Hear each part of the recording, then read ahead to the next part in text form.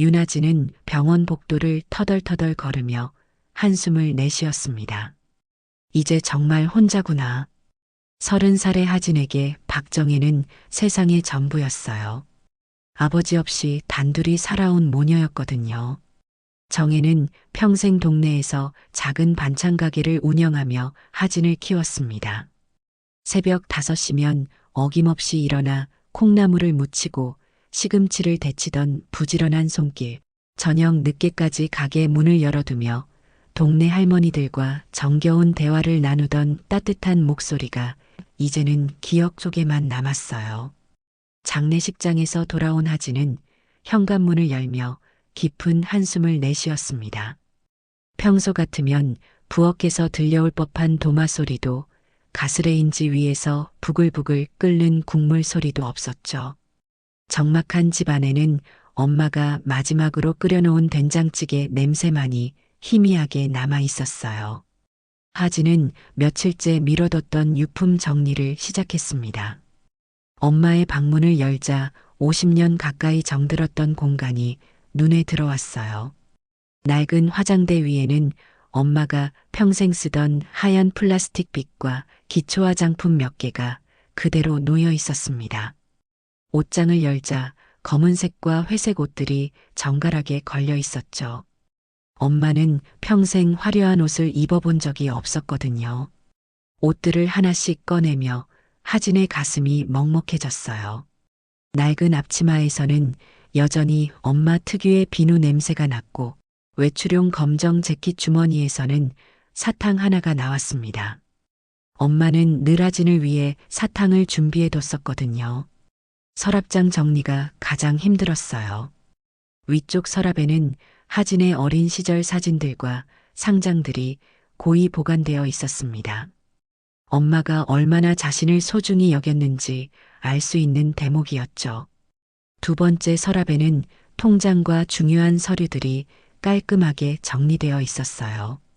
마지막 서랍, 맨 아래 깊숙한 곳을 열었을 때였습니다. 작은 나무 상자가 하나 들어 있었어요. 하진은 그 상자를 본 기억이 전혀 없었습니다. 상자 겉면은 세월의 흔적으로 색이 발해 있었고 작은 자물쇠가 채워져 있었죠.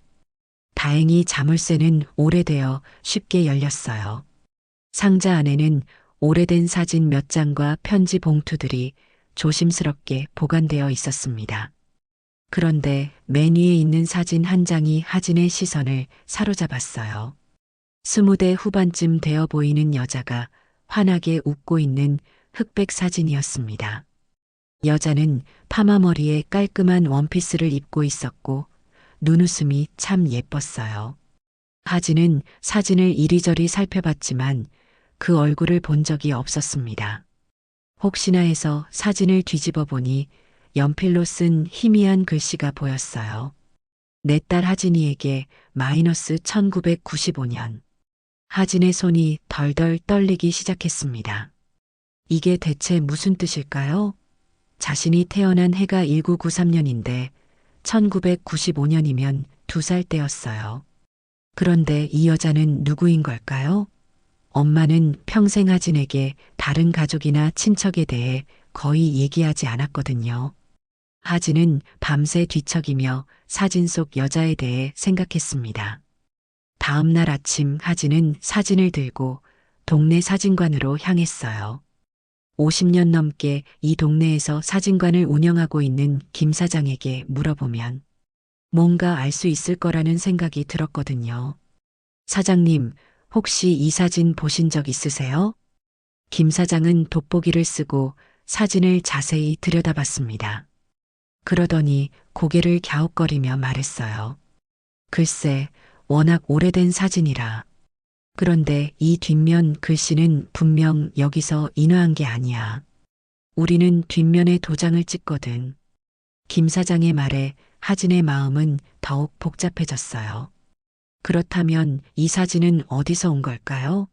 하진은 집으로 돌아와 어린 시절 앨범을 뒤지기 시작했습니다. 혹시 놓친 단서가 있을지 모르니까요. 앨범을 넘기다가 하진의 손이 멈췄어요. 2살 때쯤 찍은 사진 중에 병원에서 찍은 것들이 있었거든요. 사진 속 하진은 온몸에 붕대를 감고 있었고 뒤편에 간호사 한 명이 서 있었습니다. 간호사의 흰 가운에 붙은 명찰을 자세히 보니 성모병원이라는 글씨가 희미하게 보였어요.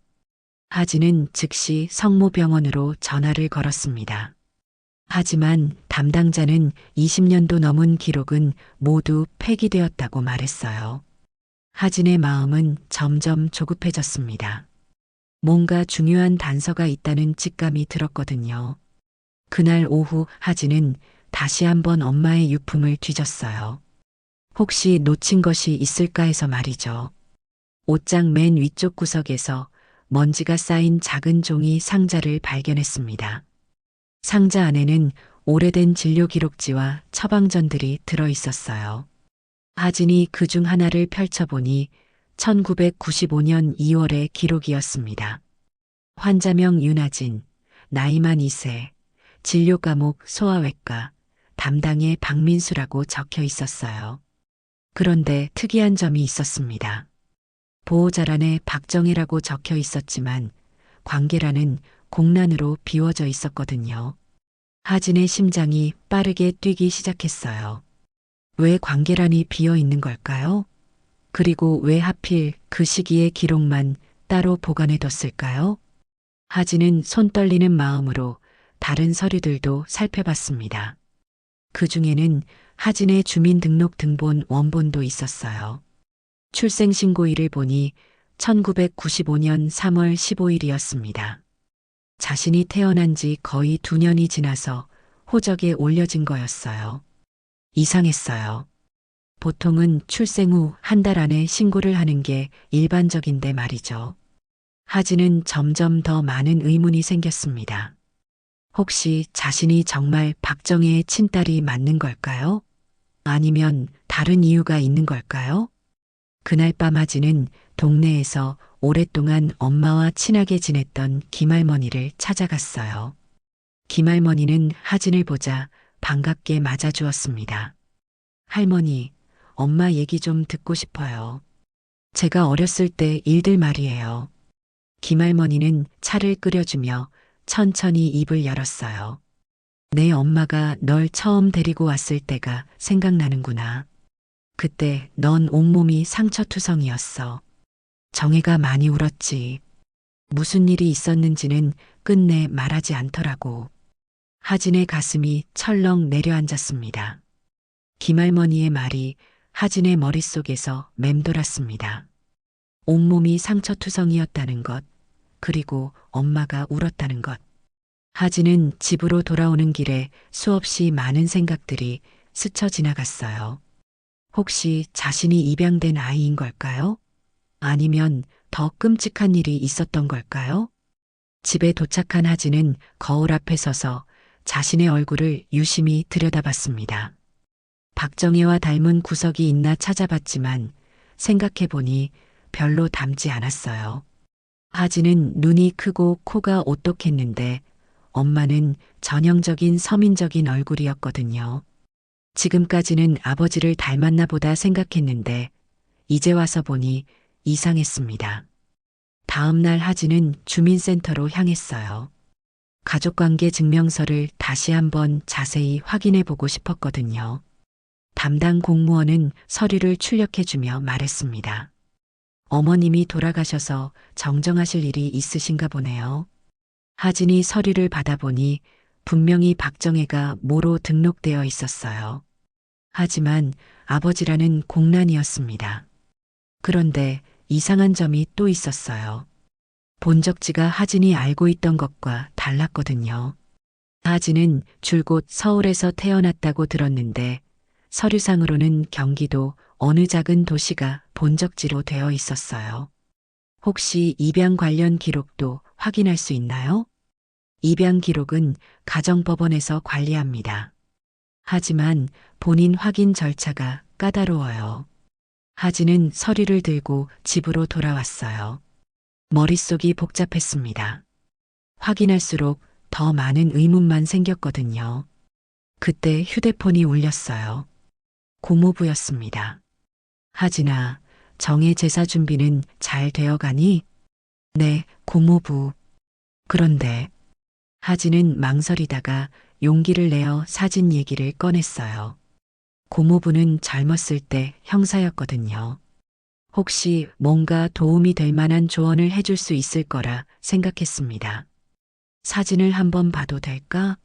내가 집에 가지고 있는 옛날 자료들과 비교해 볼게. 하진은 즉시 고모부 집으로 향했어요. 고모부는 은퇴 후에도 옛날 사건 자료들을 정리해서 보관하고 있었거든요. 개인적인 호기심과 직업적 습관 때문이었죠. 고모부는 사진을 받아보더니 한참 들여다봤습니다. 그러더니 서재로 들어가서 낡은 파일 박스를 꺼내왔어요. 이상하네. 이 얼굴이 낯익어. 고모부는 1995년도 사건 파일들을 뒤지기 시작했습니다. 그러더니 한 장의 신문 스크랩을 꺼내 보였어요. 제목은 실종된 모녀, 딸만 발견되어였습니다. 이 기사 봐. 1995년 2월에 있었던 사건이야. 어머니와 2살배기 딸이 함께 실종됐는데 사흘 후에 딸만 발견된 거야. 아이는 심한 외상을 입은 채로 길가에 버려져 있었고 하진의 손이 떨렸어요. 기사를 자세히 읽어보니 발견 날짜가 자신의 병원 기록과 정확히 일치했습니다. 그런데 이 실종된 엄마가 바로 내가 가져온 사진 속 여자 같아. 당시에 수사했던 기억이 나거든. 고모부는 더 자세한 파일을 찾기 시작했어요. 그러더니 놀라운 사실을 발견했습니다. 여기 봐. 그 아이를 병원에 데려간 사람이 박정혜라고 되어 있어. 내 엄마 말이야. 하진은 충격에 말을 잇지 못했어요. 그렇다면 자신이 바로 그 실종 사건의 피해자였던 걸까요? 그리고 박정혜는 자신을 구해준 사람이었던 걸까요? 하지만 이상한 점이 있어. 보통은 발견자가 아이를 경찰서나 아동보호시설에 데려가는데 정혜는 바로 병원으로 데려갔어. 그리고 그 후로 아무도 그 아이를 찾으러 오지 않았다고 기록되어 있어. 하진의 마음은 복잡했습니다. 구조자였다면 왜 지금까지 숨겼을까요? 그리고 친엄마는 정말 어떻게 된 걸까요? 고모부는 더 많은 자료를 찾기 위해 오래된 파일들을 뒤지기 시작했어요. 하진은 옆에 앉아 손을 꼭 쥔 채 기다렸습니다. 심장이 너무 빨리 뛰어서 숨쉬기가 힘들 정도였거든요. 있다. 여기 더 자세한 수사 기록이 있어. 고모부가 꺼낸 파일에는 당시 수사 과정이 상세히 기록되어 있었어요. 하진은 떨리는 손으로 그 내용을 읽기 시작했습니다. 실종 신고는 1995년 2월 12일에 접수되었어요. 신고자는 실종된 여성의 시어머니였습니다. 며느리가 2살배기 딸과 함께 장을 보러 나갔다가 돌아오지 않는다는 내용이었죠. 신고서에 적힌 실종자의 이름은 이미영이었습니다. 이미영. 이 이름이 사진 속 여자야. 고모부는 계속해서 기록을 읽어줬어요. 이미영은 당시 28살이었고 남편과 시어머니 그리고 2살배기 딸과 함께 살고 있었다고 했습니다. 평소 성실하고 조용한 성격으로 가출할 이유가 전혀 없다는 게 가족들의 증언이었어요. 그런데 여기 봐. 사흘 후인 2월 15일 아이가 발견됐어. 시내에서 30km 떨어진 야산 근처 도로변에서 말이야. 하진의 가슴이 답답해졌어요. 자신이 바로 그 아이였다는 확신이 들었거든요.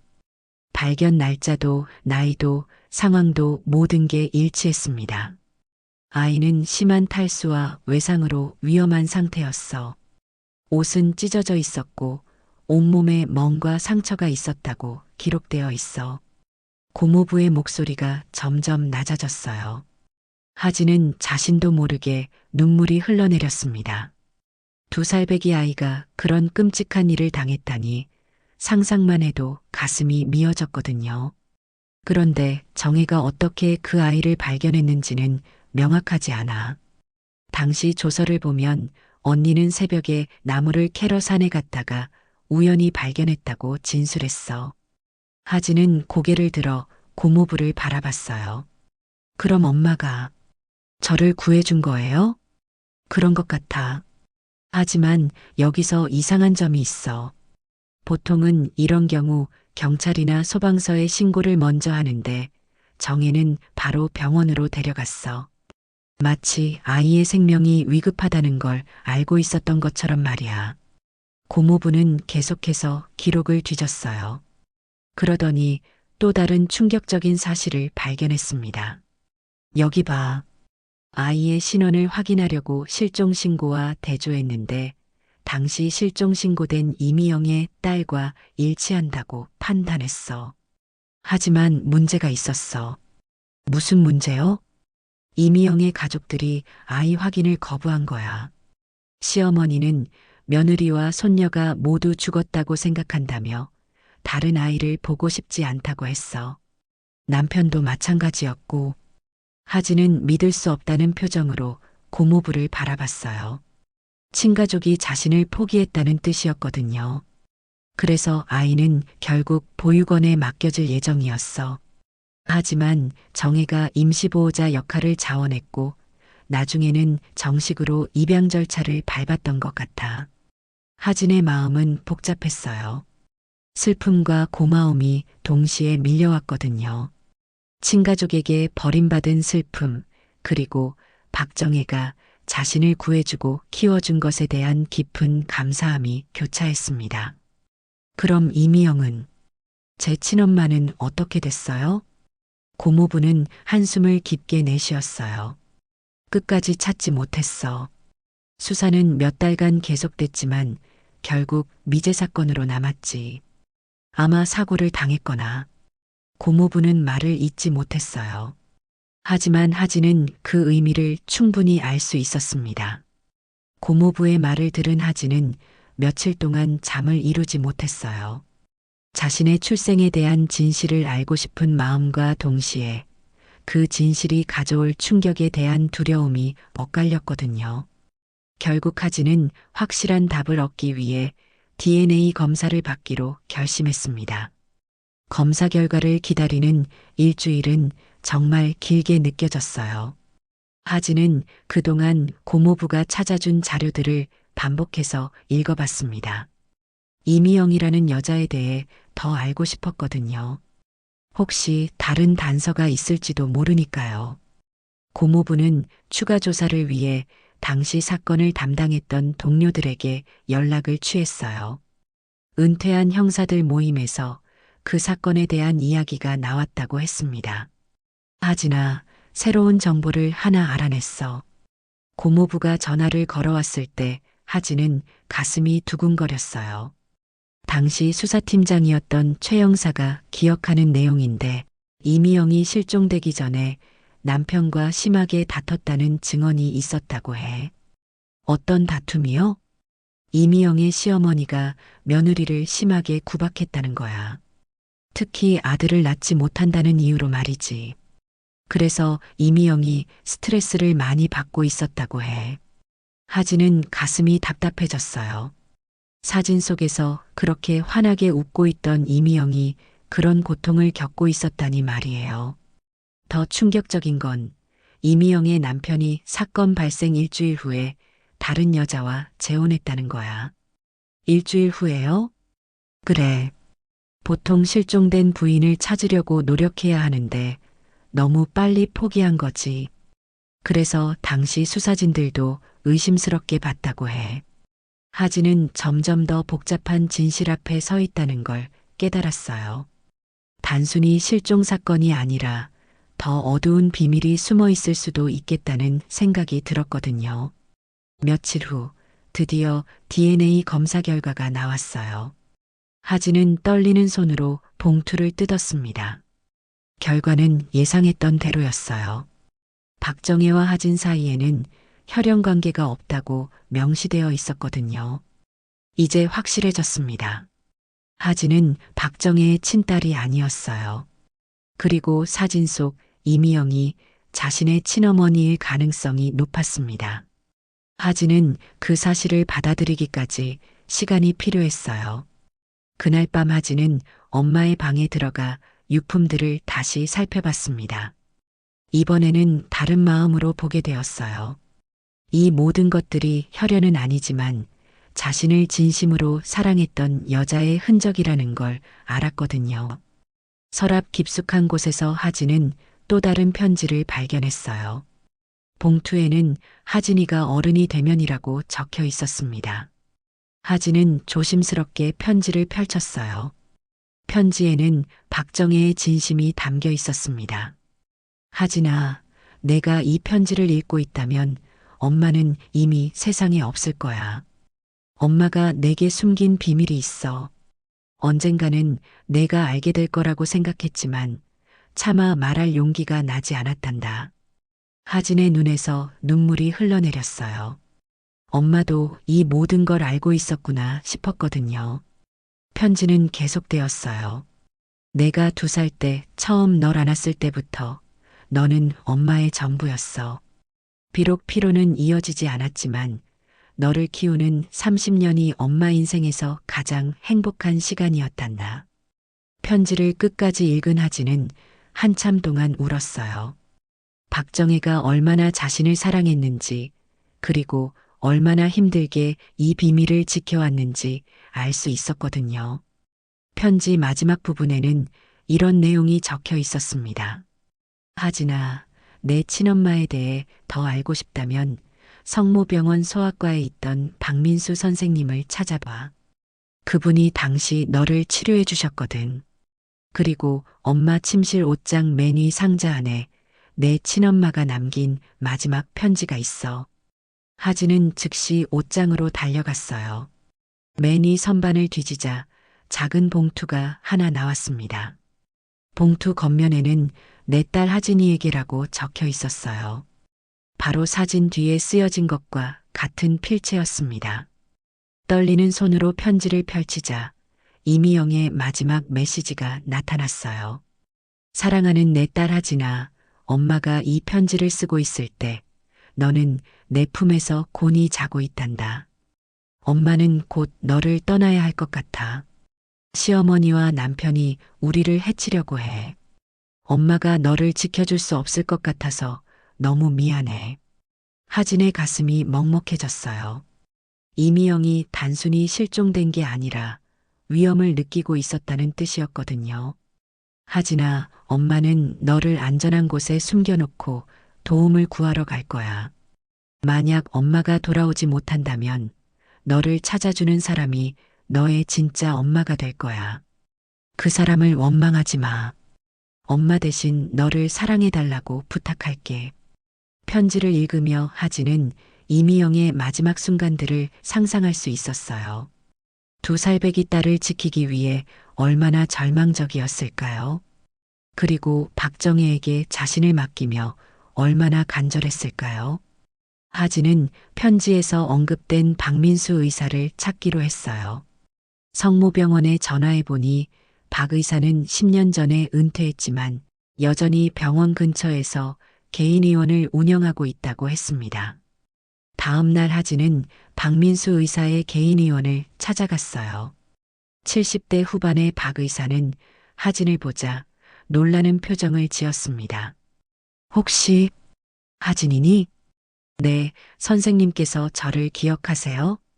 박 의사는 하진을 진료실로 안내하며 천천히 말했어요. 어떻게 있겠니? 그때 너를 치료할 때가 생각나는구나. 정말 심각한 상태였어. 박 의사는 당시를 회상하며 자세한 얘기를 들려줬어요. 하진이 발견됐을 때 탈수와 외상뿐만 아니라 심한 충격 상태에 있었다고 했습니다. 며칠 동안 의식을 잃었다가 깨어났는데 계속 엄마를 찾으며 울었다고 해요. 박정혜 씨가 정말 극진히 돌봐줬어. 밤낮 없이 병실을 지키면서 너를 돌봤지. 처음에는 임시보호자로 생각했는데 점점 진짜 엄마처럼 행동하시더라고. 그럼 엄마가 저를 입양하겠다고 하셨나요? 그렇지. 내가 태어날 때쯤 정식으로 입양 절차를 밟겠다고 하셨어. 그런데 이상한 점이 있었어. 박 의사는 잠시 망설이더니 계속 말했어요. 내 친엄마 이미영 씨가 너를 입원시키기 전에 한번 병원에 온 적이 있어. 너를 데리고 와서 혹시 안전한 곳에 맡길 수 있냐고 물어봤거든. 하진은 놀라서 몸을 앞으로 기울였어요. 그때 이미영 씨가 무척 다급해 보였어. 남편과 시어머니가 자신과 딸을 해치려 한다면서 도움을 요청했지. 하지만 병원에서는 그런 일을 할 수 없다고 했어. 그럼 엄마가 미리 저를 숨기려고 했던 거네요? 그런 것 같아. 그리고 며칠 후에 내가 발견된 거지. 아마 이미영 씨가 너를 안전한 곳에 숨겨놓고 도움을 구하러 갔다가 변을 당한 것 같아. 박민수 의사의 말을 들은 하진은 마침내 모든 퍼즐이 맞춰지는 것을 느꼈어요.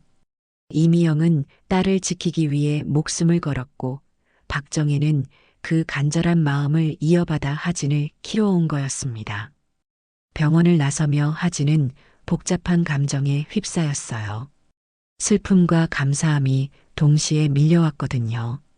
친어머니 이미영에 대한 그리움과 함께 자신을 키워준 박정혜에 대한 더 깊은 사랑을 느꼈습니다. 집으로 돌아온 하진은 엄마의 일기장을 찾기 시작했어요. 분명 어디선가 더 자세한 이야기가 적혀 있을 거라는 직감이 들었거든요. 침실 서랍을 뒤지다가 화장대 뒤편에 숨겨진 작은 공책을 발견했습니다. 일기장을 펼치자 박정혜의 솔직한 마음이 고스란히 드러나 있었어요.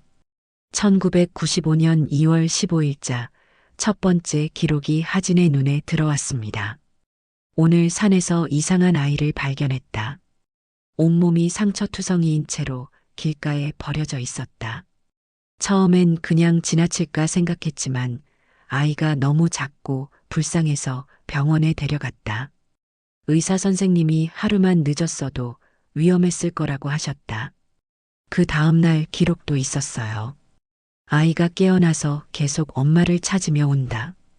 보고 있으니 가슴이 아프다. 이 아이에게 무슨 일이 있었던 걸까?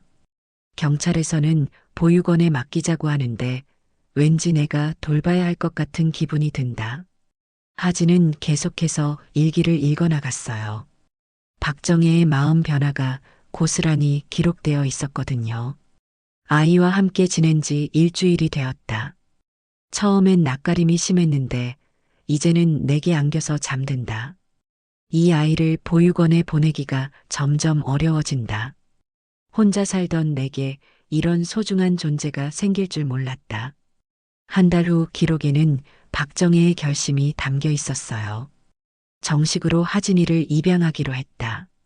이 아이의 친부모가 누구든 상관없다. 이제 내가 이 아이의 엄마가 되겠다. 평생 사랑으로 키우겠다. 언젠가 이 아이가 진실을 알게 되더라도 원망하지 않기를 바란다. 하진의 눈에서 눈물이 흘러내렸어요. 박정혜가 얼마나 신중하게 그리고 얼마나 큰 사랑으로 자신을 받아들였는지 알 수 있었거든요. 일기장 마지막 부분에는 최근의 기록들이 있었어요. 박정혜가 병에 걸렸다는 걸 알고 나서 쓴 글들이었습니다. 하진이에게 진실을 말해야 할까 고민이다. 이제 내가 죽으면 이 아이는 정말 혼자가 된다.